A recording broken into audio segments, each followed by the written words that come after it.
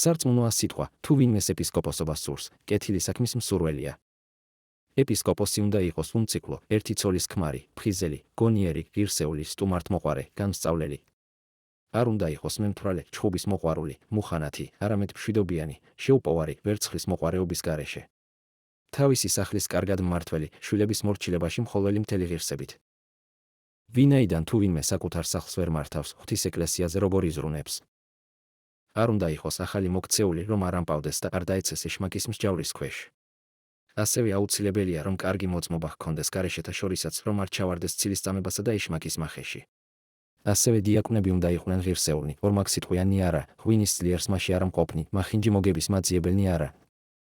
რწმენის საიდუმლოს მქონენი წმიდა სინიდისით. ჯერ გამოიცადნენ და თუ უმციკლონი აღმოჩნდებიან, მაშინ ემსახურონ.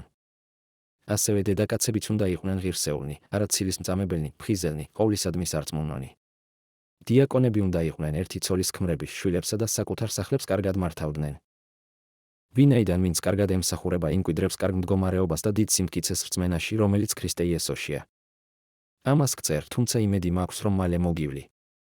მაგრამ თუ დაგვიანდება ჩემი მოსვლა, რათა იცოდე, როგორ იჭერდე თავს ღვთის სახლის, ცოცხალი ღმერთის ეკლესიის ჭეშმარიტების სვეტის და საძირკვლის შიგნით.